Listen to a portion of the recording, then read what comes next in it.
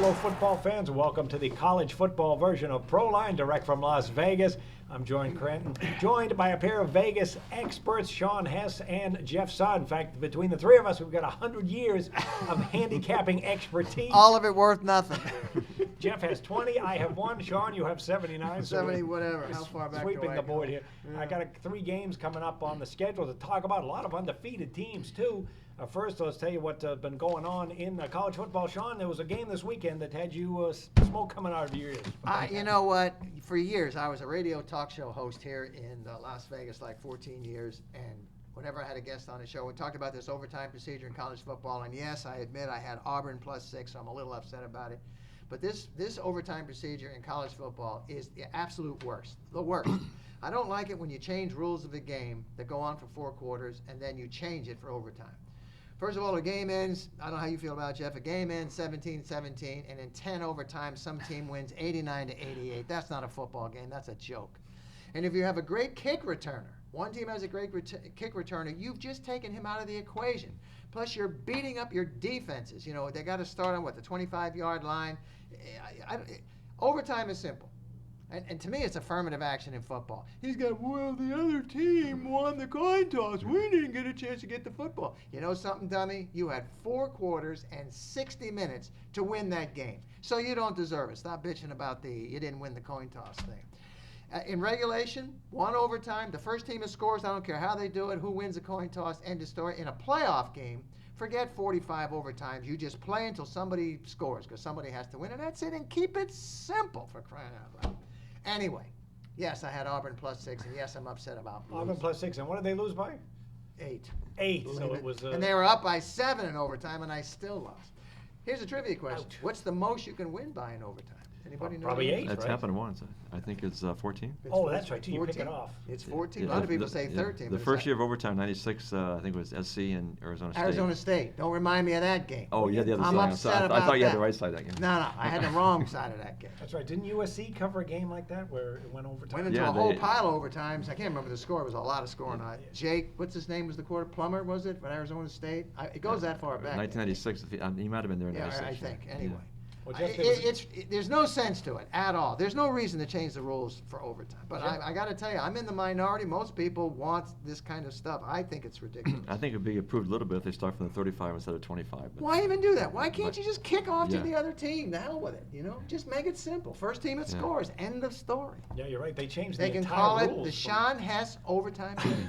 How's that? I'll be famous for They'll something. have a Memorial Cup every year. Anyway, I'm done bitching. That's it. Jeff, what was the game out west that had you crazy? Oh, Utah was our best bet on the show last week. I mean, it's just ridiculous. Well, I we mean, were both wrong. This team puts up 62 points at Oregon, and they go to SC and play like a high school team. The quarterback, Travis Wilson, kept throwing it to his favorite receiver, Cameron Smith. Except Cameron Smith, of course, plays for USC. So it's ridiculous. So we weren't sure when SC was going to come to life with a new coaching situation, you know, but it didn't happen against Notre Dame, but it didn't happen now. So the rest of the season, you might be able to, you might be careful now that they've turned things around and maybe things are a little bit more Well, we stable talked there, about but, it might be their Super Bowl type of thing. If there's a game they'd ever step up, this might be it. But Utah came back 14-7, looked good, and then the quarterback with not that much pressure throws the first pick, that pick 6. And it was a perfect pass to the other team. Right to the other team. I don't know who is, and I'm like, who the hell is he throwing that ball to? And then it was just downhill after that. The season is Yes, shaping up yes, to we be lost, by the way. That, We that, lost. that was the kind of weekend it was. You know, so. Yeah, but I want to blame that one on Jeff because he talked me into it. Yeah, right. We'll give him a thumbs down on that. Yeah, this season is shaping up as the botched kick return in the college football. We had Florida State losing that way 1 week after Michigan, so who knows what's on the horizon. Writes the script for for these these wacky. I don't know why they don't learn the lesson. A 56-yard field goal, it's not worth it. You saw what happened 2 years ago with Chris Davis at Auburn. I mean, just go to overtime and, you know. Yeah. It's And some of these players don't know the rules. You see the ending to the Jets game? I mean, what is Brandon Marshall doing? He's just kind of loping He's on not back playing to the football, overtime. no. Brandon, you got to pick it up. You got to hustle here, you know? Do you think he knew they were +9?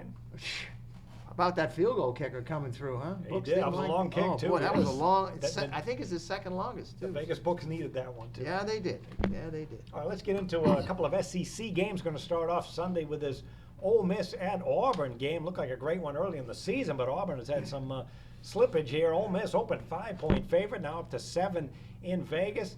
And they're playing pretty good football overall. Terrific defense.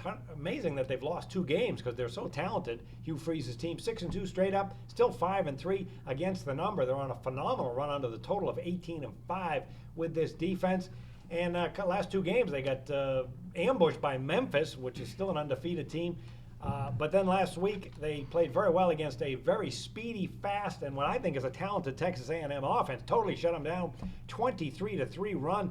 The yardage was just incredible. It shows you how great this Ole Miss defense is. 471 to 192 in total yardage for the game, and they held the Texas A&M rushing to just 58 yards. So, Sean, really, it's tough to go against a team that is this talented and playing so well. Well, first of all, Ole Miss ranked number 19. Some of these polls have them like 20 and 21. I'll just go with the AP poll. Ole Miss on the road to 6, open 6, by the way. The money went on Ole Miss up to 6.5. I haven't seen a total yet.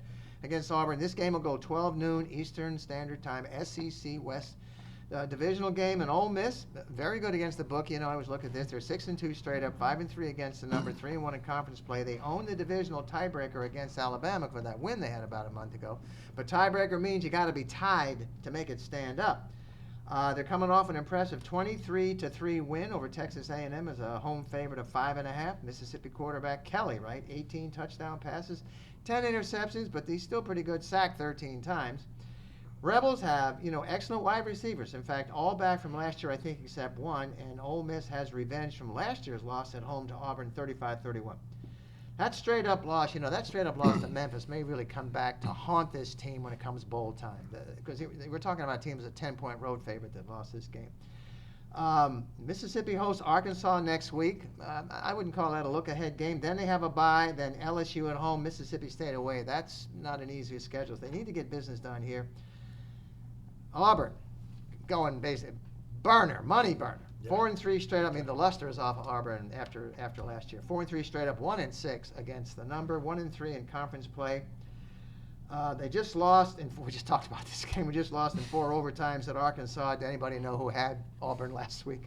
54-46. As an away dog of 6.5, wasn't enough to save me. As you know, I hate overtime college football. Okay, Auburn. They got 2 running backs who can carry the ball, but Auburn D is 105th in the country in stopping the run. They're just not the team. They allow over 200 rushing yards a game. This is a tough call. Last game. The 4 overtimes coming off of that's got to take a lot of gas out of them. They put up a hell of an effort, I thought, in that game against Arkansas, even though we didn't get the money. But there's just it's a class difference here, and if I had to, I'd lay the point. Not a big play for me, but I'd lay the 6.5. I don't think it'll get to 7, but you never know. I think they put, Jeff, probably minus 6.5, minus $1.20. No, it was 7 for a while there. Was it? I have it written down here. I would think they'd go to minus $1.20 at 6.5, but it's not a big play. But if a gun to my head, I'd take Ole Miss. So. Yeah, it's been an up and down Auburn team. Winning record overall, but boy, they've been money burners for a while. 3-15 spread run, plus they have a losing record in the SEC at 1-3. They have shown some spurts at times, but boy, they come off that 4 overtime loss that you just mentioned. Probably did take a lot out of them. And Jeff, this team's been money burning. Are they going to get your money this weekend, or are they going to be taking it? Yeah, I after 4 overtimes and after Ole Miss's performance this week, it's hard to go. It's hard to take Auburn in this one, take the points. But I'll be just like Sean. It'd be a small play, but I would take Ole Miss if I had to. They bounced back from that Memphis loss, beat A&M 23-3, held A&M to 192 yards of offense. And even though Rebels committed 4 turnovers, Jack Kelly was 26-41, 241 yards, 2 TDs. Laquan Treadwell, 5 receptions for 102 yards and a TD. They're one of the best offensive linemen in the country. Laramie Tunso played his first game because he was suspended for accepting improper benefits. Left tackle, he's improved his draft status because Ole Miss really made a big improvement there now that he's back on the offensive line.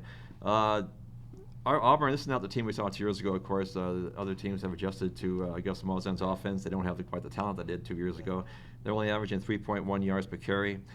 Sean White was in that Arkansas game, was 19-32, 254 yards, no TDs. Auburn's 1-3 in the SEC. They've lost 6 of the last 7 conference games. And so it would be Mississippi and nothing in this game, John.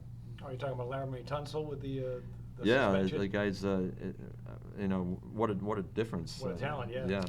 Are you implying that there's improprieties going on in college football with recruiting? I can't believe it. Well, it's one of those. I think it's in the whole country. It's one of those things where actually, you know. every team could be penalized on what they pick and choose and which ones they want to punish. And that hasn't been going on for very long. Well, I'll give you 2 plays on this game. Difficult to back. Auburn, they've used 2 quarterbacks this season, just haven't had any good quarterback from the quarterback position. Nobody's been able to run this offense very well. Yeah. The defense that Sean mentioned has been terrible, so I'm going to have to back Ole Miss with Tunsil coming back. And then you got an Auburn team 0-7 against the spread at home. They play on natural grass like this, 1-11 against the spread, and overall 3-15. Plus, if I have to look at the total here, I have to look at a defensive game because this Ole Miss defense is very, very talented. They are for real. We saw what they did last week, 3 points to A&M. They can do that to anybody in the country, and with a quarterback play that Auburn has had, I wouldn't be surprised to see Auburn struggling on offense. They're also on that 18-5 run under the total, so I'll go with Ole Miss in the under, maybe in a 26-17 kind of game.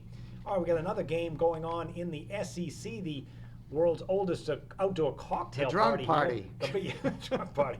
Florida and Georgia, both teams off a bye week. Sean, did you bring a flask in honor of this game? I never have. I've never. This game is in Jacksonville. No, I never. I've seen the game, of course, several times, and I've been to Jacksonville several times, but I've never been to this game. By the way, the weather for all 3 of these games we're going to talk about is very good. The weather the last couple of weeks generally in the country has been bad. In fact, we are in the only part of the country, I think, that's really had no tornadoes. No disasters here. Yeah, no Yes. disaster. I mean, it's just been a nightmare. It's a neutral site, by the way. Florida, ranked number 11, opened 3, went to 2.5. Haven't seen a total on this game, but I'm sure you guys have come up with one. It is called the cocktail party or the largest one or whatever. It is a neutral site in Jacksonville.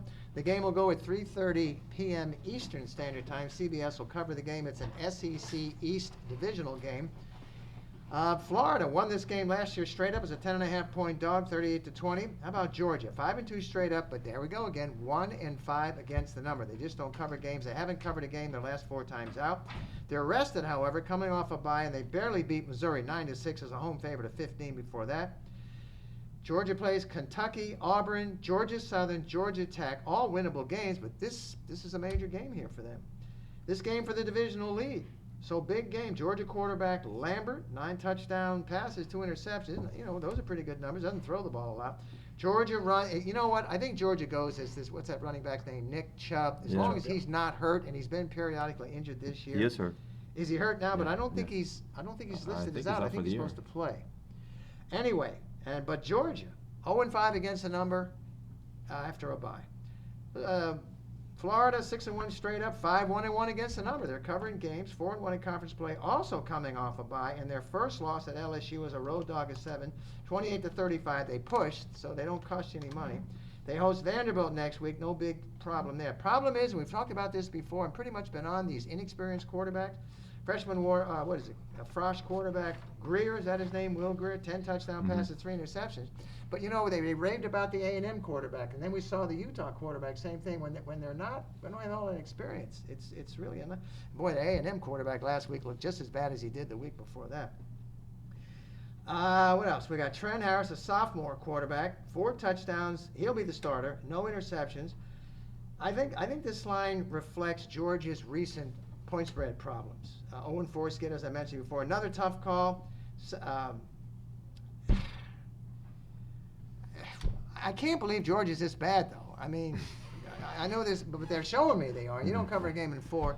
This really is a toss-up game for me.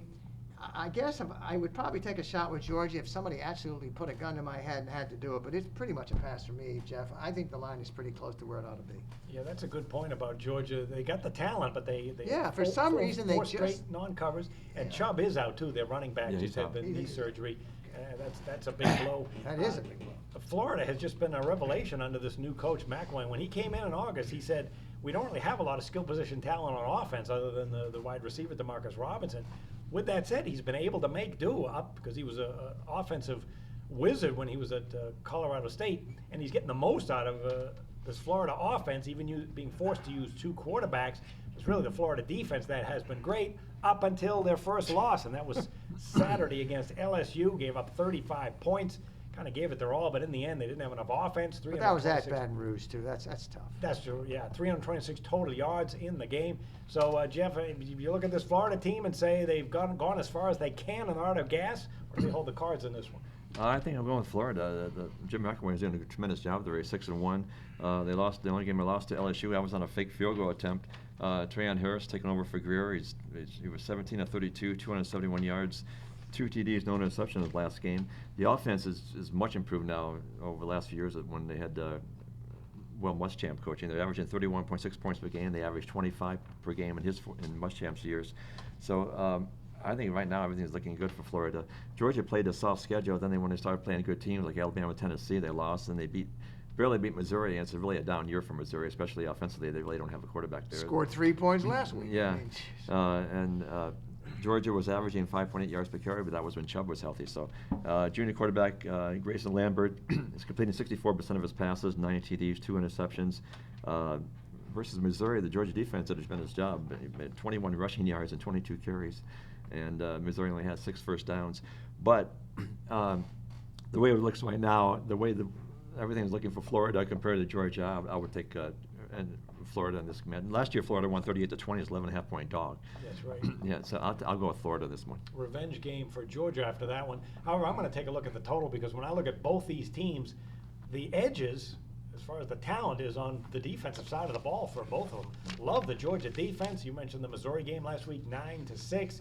They got the new offensive coordinator in Brian Schottenheimer. Conservative play caller, doesn't like to open things up much, so they're not getting as much as they can out of the offense. Of course, Chubb being out, they're going to have to lean on the defense, and that's what Florida has done all season. I love the Florida defense. This team was great under Will Muschamp, and now has been very strong. And there's this coach, and they're on their backup quarterback now. The Gators are. When the Gators play at a neutral site, 5-2 under the total. Last year's game was 38-20, a shootout, but I'm looking at this one saying not a chance. This is going to be much lower scoring, maybe 20-17 or 23-20. So I will look at this one.